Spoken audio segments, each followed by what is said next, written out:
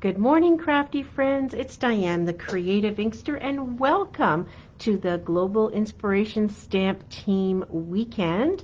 Today is May 11th, and it is 11 a.m., and I'm here to share my favorite project for this month with you. Please do chime in and let me know you're there, and mention if it's difficult to hear me or not. I was listening to another video and I didn't know if it was my laptop that was perhaps making it quieter or not. So if I need to turn anything up, I'll do my best to do that. Welcoming you all to our event. I hope you've been enjoying the presentations for the last day and a wee bit. Up before me was Angie, and right after me is Maureen. I can say, hi Sandra, I can say that I've been super busy in the last day and a bit and haven't watched any of the presentations live, but I'm going to be watching the replays this afternoon. So as you know, if you've been watching or if you're just tuning in now, our focus is on the annual catalog. We're going to talk a little bit about some of the new features in the new annual catalog. Hi Maureen. And also doing a project with you. Pardon me. So I don't have a fancy way of showing you my face and my hands at the same time, but I've just come back from breakfast with my youngest child, my son, Alec, and this is me. So you can see in the old school way of what I look like. And that's me having high tea with my son, Alec. So we had a wonderful time at the Boathouse here in Guelph, Ontario, where I'm coming to you from, and just had beautiful high tea, and it was very relaxing and fun. All right, without further ado, hi Angie, I'm going to pop in and get started on my presentation. So my topic to talk to you about during my project is to talk about QR codes. So here they are. Here's one page 8 where you'll find a QR code. This is what it looks like. And I'm going to tell you a little bit about QR codes and show you how they work. So some of you may be very familiar with that, and some of you may not. So a QR code is what's called a quick response code. It's a type of barcode that we're all familiar with at the grocery store that can be scanned by a digital device, usually somebody's phone. And if you don't have this feature on your camera of your phone, because I didn't before on my older phone, then you can download a free app that you can use to also scan the QR code with, and it will read. And basically, it reads a series of a square-shaped grid and takes you from there on your device over to a web page. So you'll see them throughout the catalog here and there. So for example, there was this one here on the kits collection, and then one on, say, the sweet collection. They're not everywhere, but they are splattered around the catalog. So I'm going to show you how it works. So I take my phone and I go to my camera. That's my grandson. Let me go get my thing off here. There we go.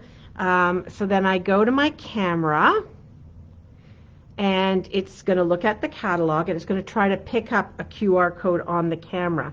So I just kind of move my camera phone directly over that QR code, and you'll see it'll pop up when it's put a little box around it, that yellow box around it. It'll pop up a link in the middle of it. Let me just move it away for a second and let it grab it again. So my camera is going on there, and then it's going to pick up the QR code. Okay, it worked a second ago. Where are you? There we go. And here I have it down here. When I click on that link, it's going to take me to the page that this code is pointing to, and it's the kits collection. So that's how easily it works.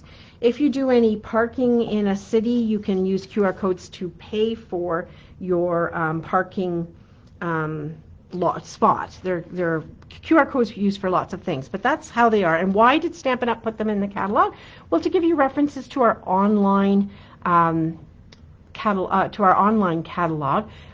It will show you specifically pages they want to direct you to give more information, or to give you an opportunity to purchase something.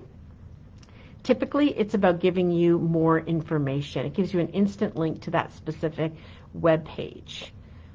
Safety tips: hackers are getting pretty savvy out there, and so you want to look at that link before you click on it to make sure it looks legit. So if you've done any training on safety with the internet, you know, if it's supposed to have, say, stampinup.com, it doesn't say stampup.com. So you just want to take a quick look at it so that you navigate to the actual page you should be going to. That's not always prevalent, but it can happen. So I just wanted to mention that. But I do use QR codes a lot and really do find them very helpful when I see them in catalogs and on web pages and out in the community, because it's a printed thing that can be up. In fact, on my cards, I don't have one right handy, do I? I might. No, I don't. But on the back of my cards, when I make a card and I have my information, just for those who are demonstrators, oh, good morning, everyone, I will have a QR code that takes people directly to my, my blog spot website. All right, there we go. Hi, Rose. Hi, Rosalind. All right, let's get moving. Hi, Francis. I think I've caught up with everyone. So I'm here in Guelph, Ontario, Canada. It is a whopping 9 degrees Celsius, which is like probably 52 degrees Fahrenheit. It's chilly. It's chilly. Okay, the product I'm going to be showing today is on page 73 of the new annual catalog. It's called the Seaside Wishes Bundle. This has a stamp set with 12 stamps, and then it has a die set with 8 dies that you see in here. So this is one die, this 3-piece here, 2, 3, 4, 5, 6, 7, 8, and it also has an embossing folder. I'm going to show you how to use those things together. And in our catalogs, these will be the Canadian prices you'll see, but the item number is the same, and you do save 10% by buying it as a bundle. And I usually tend to do that when I get a bundle with dies. Okay, so let's get started. We have a beautiful companion document, PDF, that will be sent to those who place an order with their demonstrator that invited them to this event. And so you'll get a link for that. And in that companion document will be all the measurements that you need and all the products. I'm going to name the products that I used in this card, but then you'll see all of the measurements and such in there. Okay, so I'm going to make a waterfall card. If you've never made one of these before, it is a bit of a wow card. People go, whoa, check that out. So it's a little bit different. I've often actually put a full back on it so that it stands up. I didn't in this case, and when I don't, I'll just put a white piece on the back or vanilla that people can write the message on. You can write the message on here, but I write big, so I want to have lots of space to do that. All right, so we're going to use 4 pieces of cardstock. We're going to use crumb cake, and I'm going to cut them to show you how to use them. Night of Navy, Calypso Coral, and Basic White Thick. So you definitely need the thick for this one for the mechanism that we're going to create. The other pieces you could use the regular, but I do recommend the thick. Alrighty, so let's get started with this one. So I'm going to take my paper trimmer, which is another tool you're going to need today for this card, and I'm going to start by cutting my Night of Navy. I need a usual panel, so whatever that is in your market. Here in North America, it's 4 1/4 by 5 1/2. I'm going to just make the flat panel version. So it's 1/4 of a sheet of cardstock is basically what we're going for. So once again, if you're in a different market and your paper is a different size, then you're going for the 1/4 sheet. And then in crumb cake, we're going to go 1 level down. And you're going to make that a little bit smaller just to fit on there. I'm going to do that. So it's again sort of like a 1/4 sheet, but it's 1 layer smaller. And then for my Calypso Coral, I need 4 pieces. I'm going to cut them out. And as I mentioned, you're going to get all the measurements with your companion when you make a purchase. So I will just cut these guys here and have them ready. So I also wanted you to see by doing the whole process that it doesn't take a lot of time to prep the card once you have those measurements right beside you. It goes fairly well. And I'm going to do my best to put the metric sizing in there. We've got a helper to give us those pieces, and I'm going to do my best to do that and not do it all in Imperial. And then you're going to need 4 white squares. I'm going to cut those down from this piece. I'm going to use the thick for these, just so I'm cutting into one sheet of paper. I may as well stick with the same sheet of paper. So I need 4 pieces of those. Let's see here. Waterfall cards are kind of fun, right? They're a fun, I don't always think of them, but they're a nice wow factor card to share with people.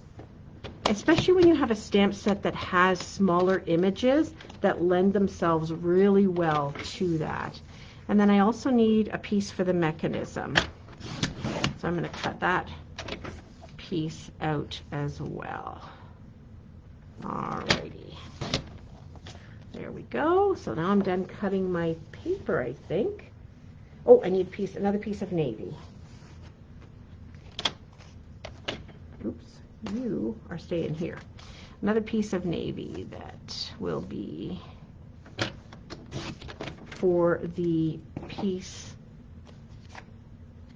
along here. So we're cut the Calypso Coral, the 4 white, the long mechanism, this piece of Night of Navy, the layer in Crumb Cake, and the Night of Navy back, and then a piece to stick on the back.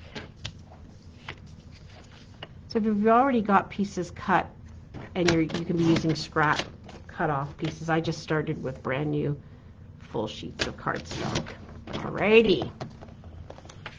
Oh good, I'm glad that helped seeing it on the actual phone. Awesome. Okay. Oh, don't lose your card, Diane. You're going to need that for a reference point. So let's get rid of these cardstock pieces. And we're not done with our paper trimmer and its feature of scoring yet. So I'm going to open the arm here, and we need to score this mechanism piece. Oops. Before we put it away. So I'll give those scoring measurements in the companion. So I'm scoring it at 1, 2, 3, 4 places, starting from the left. I think it's okay to give you 2, 2 3/4, 3 1/2, and 4 1/4. I don't think anybody's actually making these cards and projects live with us, because it's a whole lot to keep up with. So I'm going to try to show you those score lines. Too much light. So you've got a larger square here before the score line, then you've got 1, 2, 3 equidistant sizes there, and then there's a long piece at the right. So we're going to keep that. All right, I think we're done with that. We're going to get into some fun stuff now. So for a reference, here's our card. We're going to do the back piece. We're going to emboss it. And so to do that, I'm going to get the companion embossing folder. And for the back piece, we're also going to emboss and cut out this silver dollar as well. So I want to show you a couple of tips with that I've found. Okie dokie. I'm going to pull my Stampin' Cut and Emboss machine in. And I apologize when I use it that the table and camera will shake a little bit. It's just all on the same table, and that just is what happens.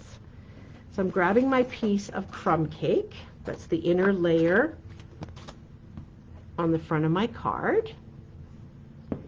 And I'm going to put it into the embossing folder. So I don't know if you know this, but typically, as far as I'm aware, the logo side, where you see the logo, versus the back where it says Stampin' Up! Made in China, where you see the logo, that's the, if you put your paper in when it goes through, that would be the embossed image. So this would be the front, or the top, if you will. So I always put it in here with the logo showing up. And I like to line my paper up with the black line that runs through the logo. I've called demo support and they said it was never intended for that, or that's what I was told, to help as a lining up, but it really does help me get it straight on an embossing folder that requires some straightness. because you want the pattern to go well. So then you put it on the platform, your embossing folder with the paper, and then this plate number 4. I think I've just put it on upside down. That doesn't matter. Plate number 4. So that's how we emboss with the thick embossing folders.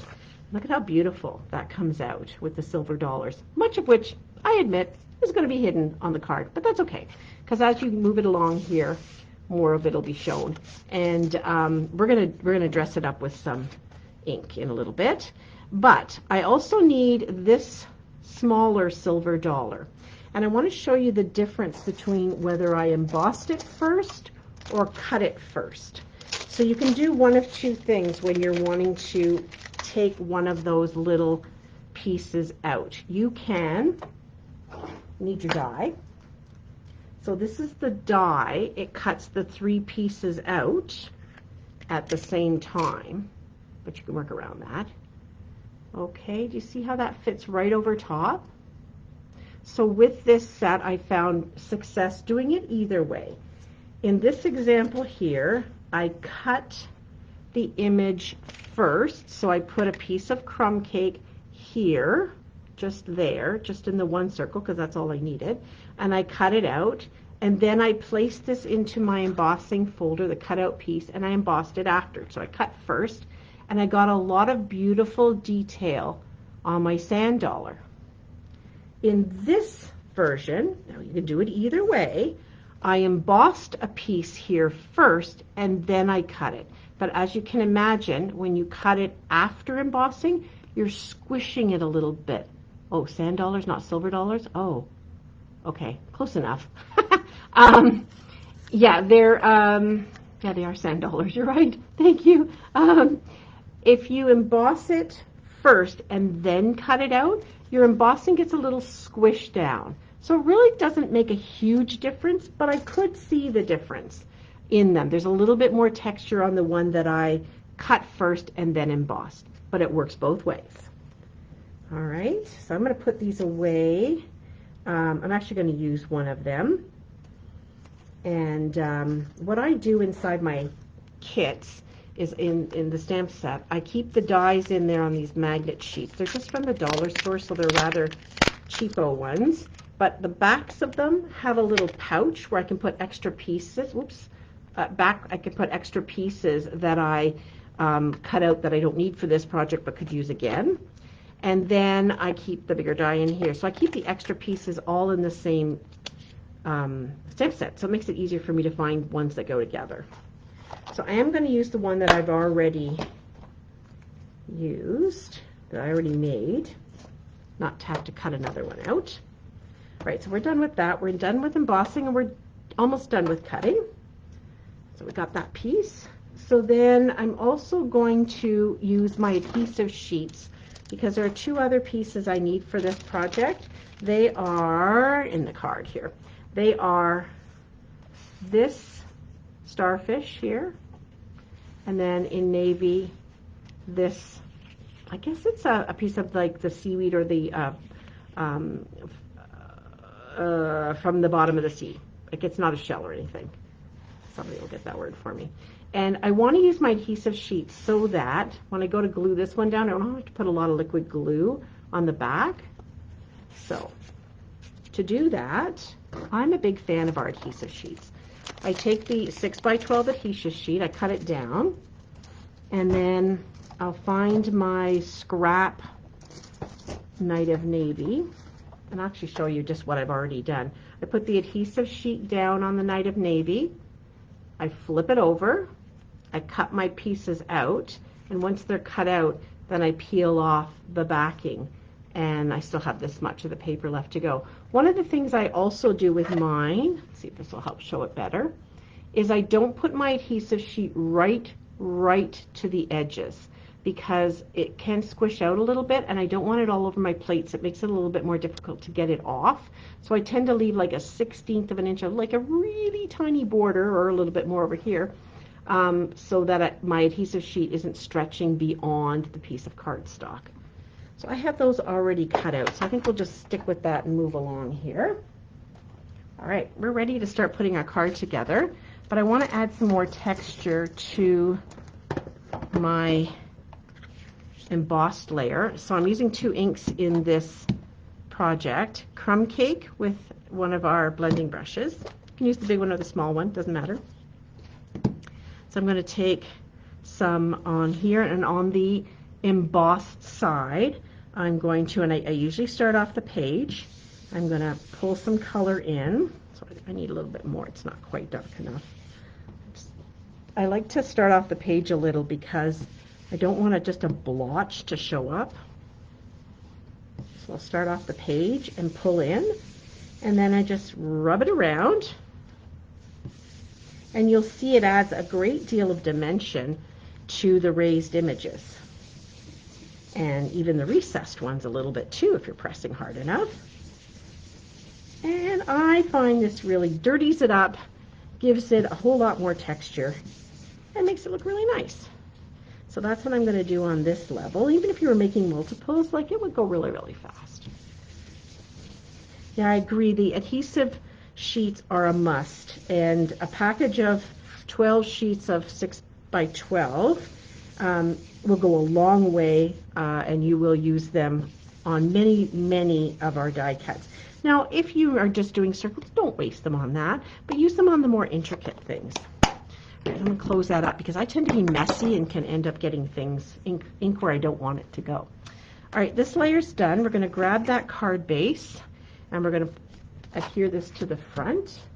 My adhesive of choice for that is our Tombow liquid glue. And I have these cute little pots that I had made. This is my logo for my business, the Creative Inkster. I love cardinals, that's why I've chosen the cardinal. But I had these made by a co-worker in my day job. Her husband got a 3D printer and he made them for me, and people do get them online from 3D printers, and that's great. It's just they're expensive to ship because of the 3D quality of them.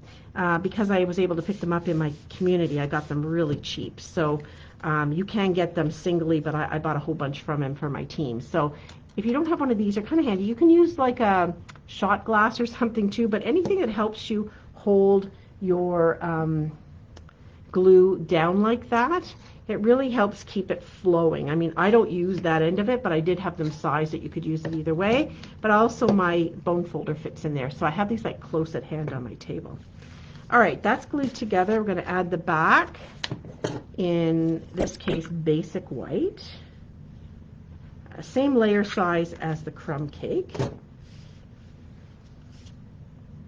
And these little glue pots and holding your glue upside down helps a lot in my classes. So I'll take them if my customers don't have them, and have those at the classes as well, and helps them use their glue more efficiently because it's always pointing down. Okay, we're done with that for right now. We're going to work on the mechanism. Now, often when you score, you will go back and forth in an accordion fashion. We're not going to do that with this one. We're going to start with the larger segment, which is basically 2 by 2. And we're going to fold that over. We do need the bone folder. And then we're going to lift it up. And then we're going to forward the next small section down in the same direction. And back up. And then the next segment down. Burnish it. And then last segment down. And burnish it. So you're going to end up with something that looks like this. And if you can imagine, the long piece goes onto the card, and this is how it kind of flows through those folded segments. So I kind of leave mine looking a bit like that. So the pieces are like a crook, I guess, like a candy cane kind of idea. Right, we're going to put our 4 Calypso coral pieces on. Sample back out here, we can see it. And we start with the large one at the bottom. That's the one I start with. And I'm going to glue the Calypso corals exactly the same size onto the white at the bottom, just like that. It goes down fully. We're still not ready to put this on the card yet. So I'm going to open it up, put this on right down there. All right, so there's our long piece. We had it like this. We're going to be moving it this way. I'm going to flip the long piece up just to make it easier to work on this. So next is our next segment, and I'm trying to show you this here. We are going to, if this piece is here and there's your next score line, you're going to glue the next top piece of the Calypso coral to the next segment right over there. And for this, I think I'm going to be fine using liquid glue, and I want to always put my glue on the smaller piece of the two that I'm gluing together. If I put it on the Calypso coral, likely I'm going to end up going below the score line, so I'll just go with the score line piece. You could use tear and tape on this too. I'm just using liquid glue because it's my favorite. So we're kind of layering them up, so flush with the top of the score line. Then the next one, you guessed it, same thing. It's going to go right where the score line is. Oh, you silly goose. See what I did? Put it all the way on it. All right. Nobody shouted, don't do it, don't do it. All right, I've got a few extra pieces cut, so I'm okay to make that mistake once or twice. Glue that down there. I'll grab another piece from my extra. Got going too fast. So again, I want to put my glue here, like so. Then we'll work on the white pieces that get layered on, and what we'll do is let this dry. If you used tear and tape, you wouldn't have to worry about that, but I'm just going to let that dry. So I'll set it over to the side here, and we will start at the top and get some stamping going here. I've put all the stamps that I'm going to use onto blocks already. Well, let's get those guys out. We don't need the glue right yet. It's a beautiful, beautiful bundle to work with. I agree, Sharon. It's just gorgeous. All right, so on my first piece, I used the sand, I guess for lack of a better word, in crumb cake.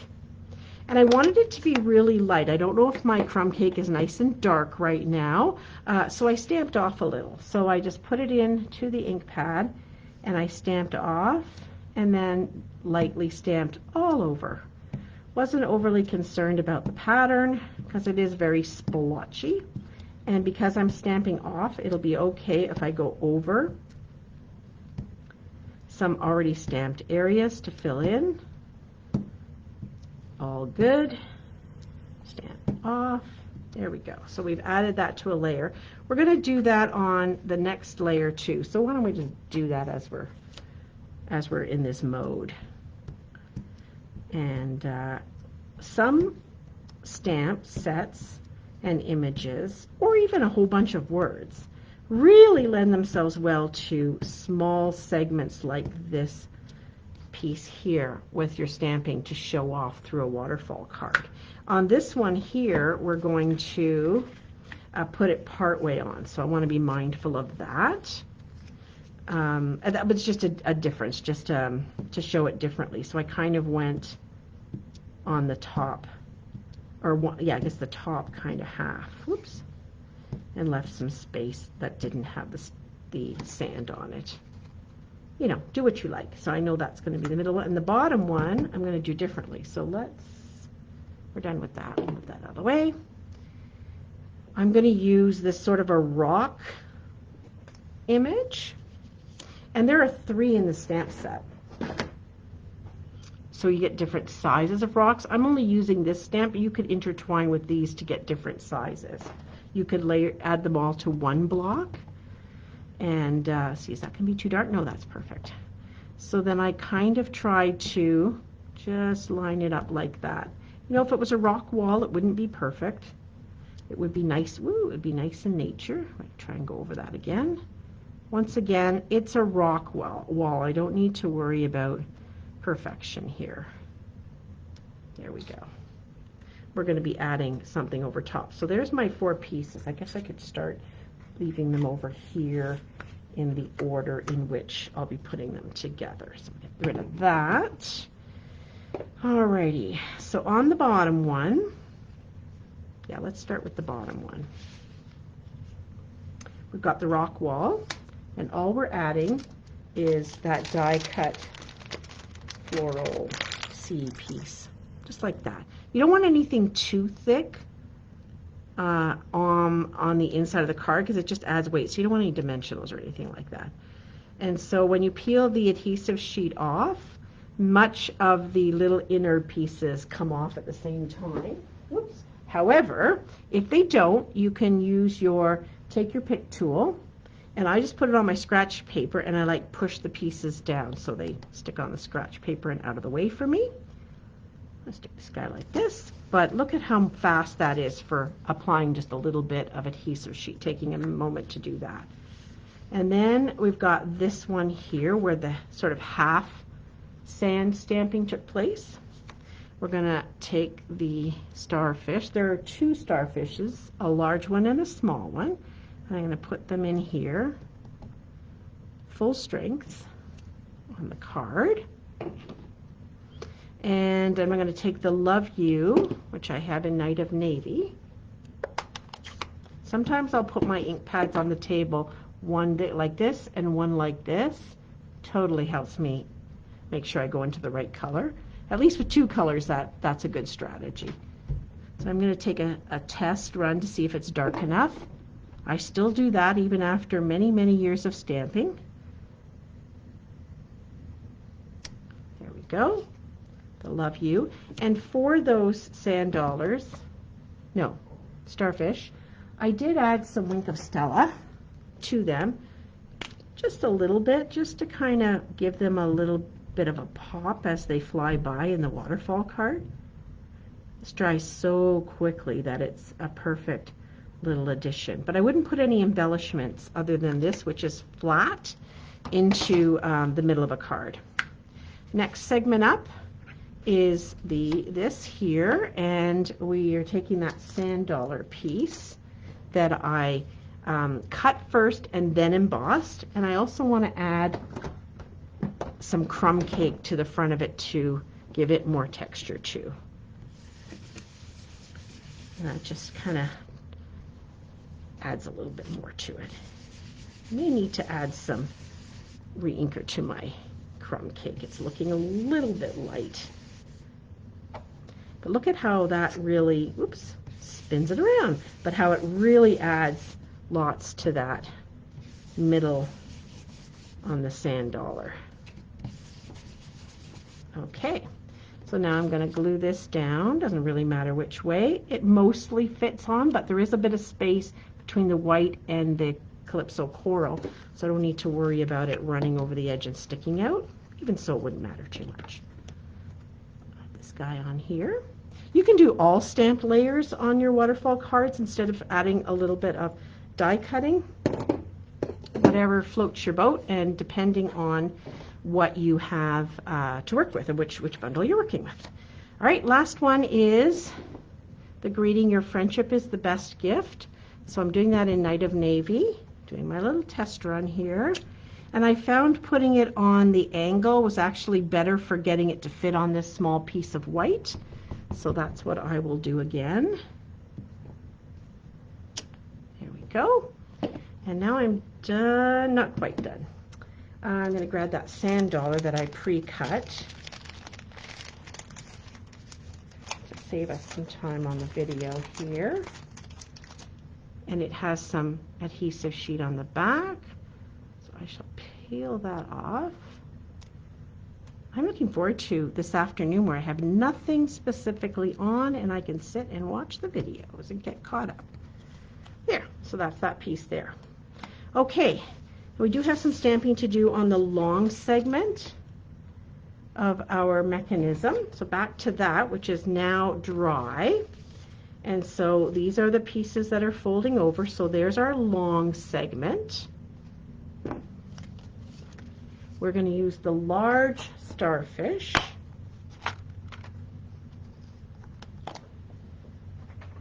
Let's grab a block. And the greeting. Sometimes the simplest things mean the most.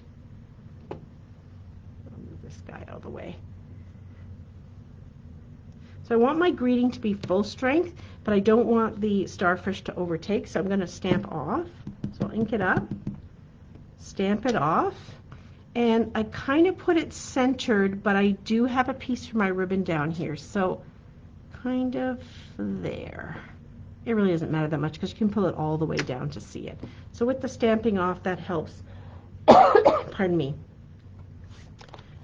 the greeting to stick out a little bit more. And here we go with sometimes the simplest things mean the most. We'll have a little dry run on our inking, and I'm putting that right over top. Fairly straight. Gotta say that turned out fairly well. Now there's a couple of things you can do at the bottom, and this would maybe be the time to put the hole if you're ready to do that.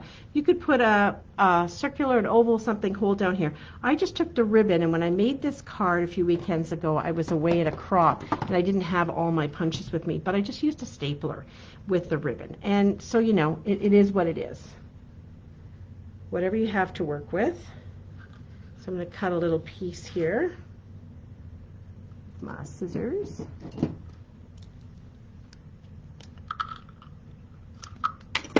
This is the Night of Navy and Gold ribbon that carried forward, so that's great.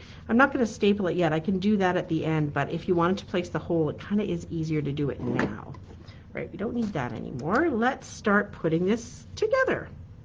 All right, so the next piece that you want to do is grab that long piece of, where'd it go? It's hiding.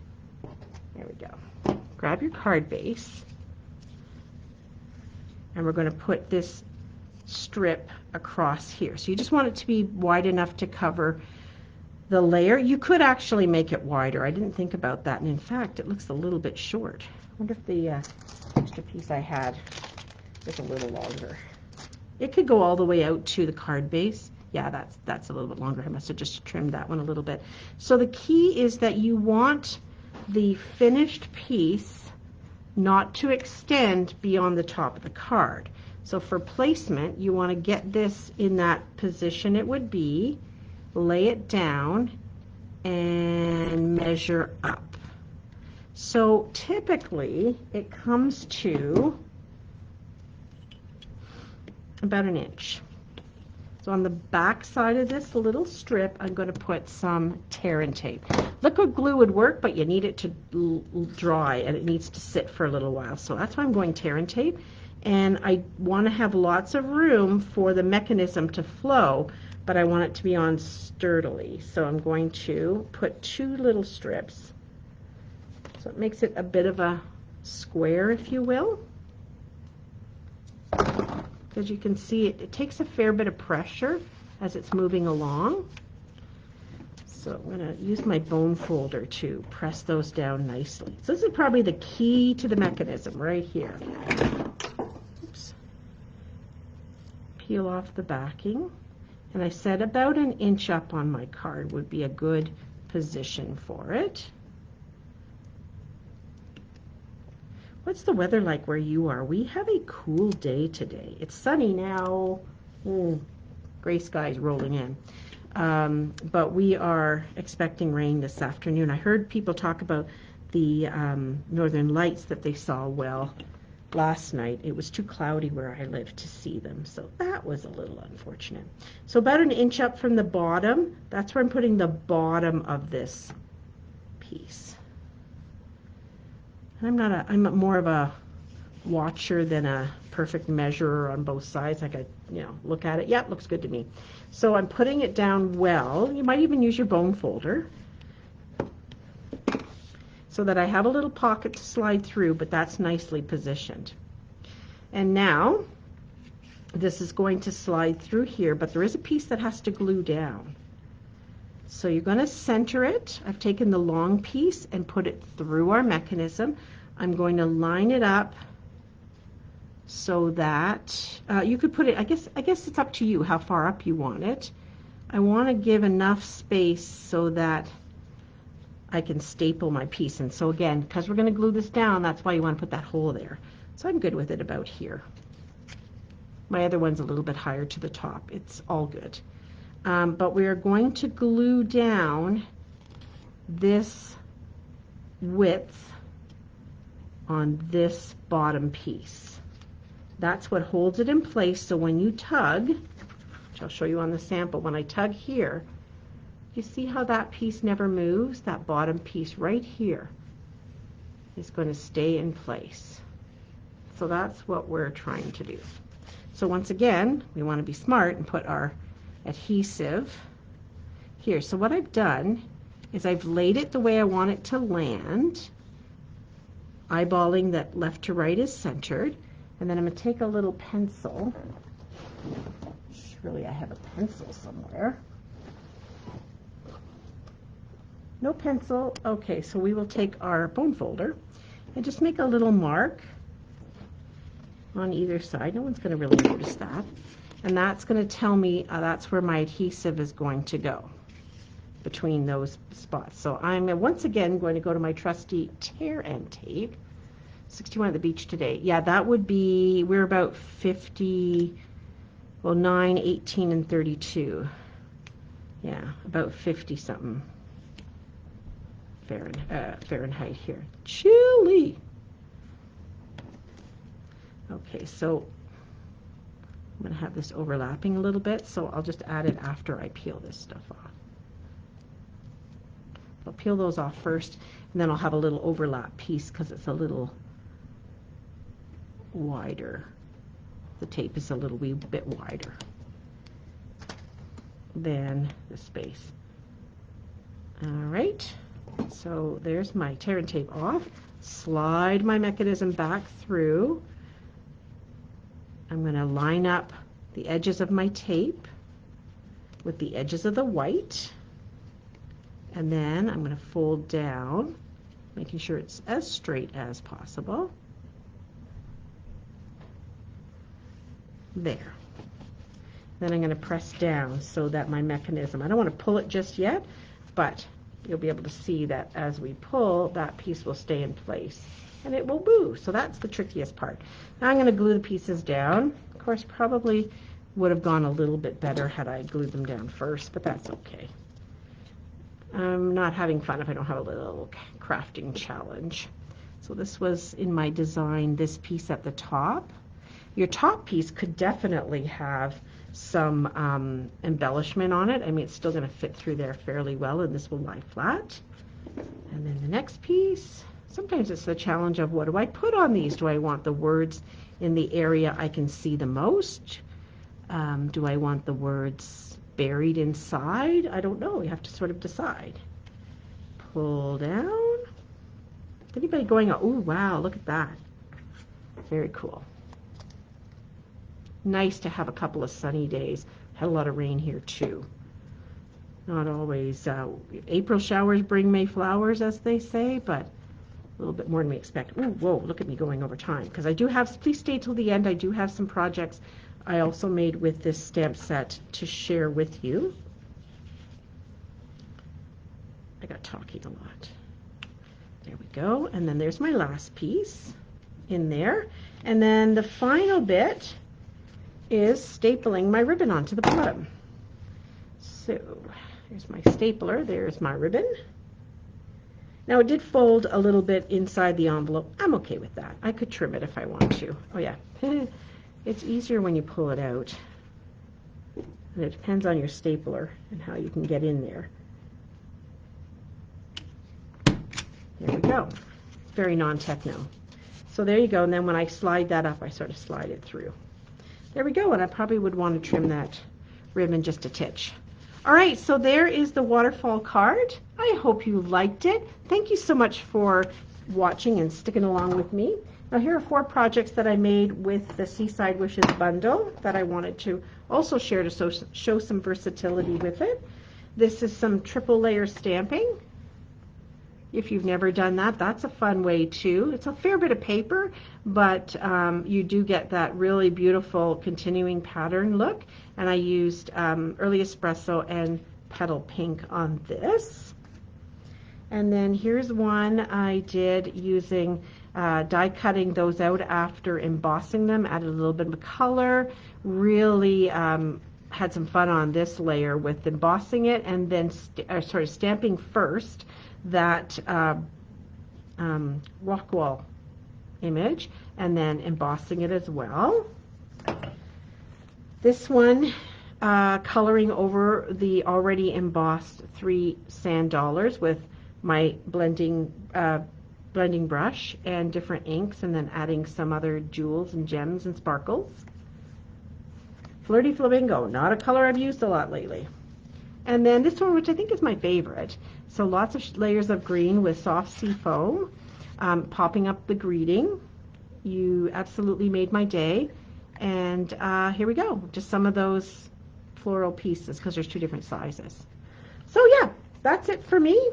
I hope you enjoy this weekend. Thank you so much for being here and having fun with us. Have a wonderful day, and we'll see you next time. Oh, and also to remind you that next up at the top of the hour is Maureen, and you will get a link to the host code for shopping with me if you're one of my customers, and from purchasing that from your demonstrator that invited you, you will get the companion guide with all the measurements for our demonstrated projects. Not the extras if we're showing them, but definitely the demonstrated projects. Thanks again. Nice to see you all. Take care. Bye.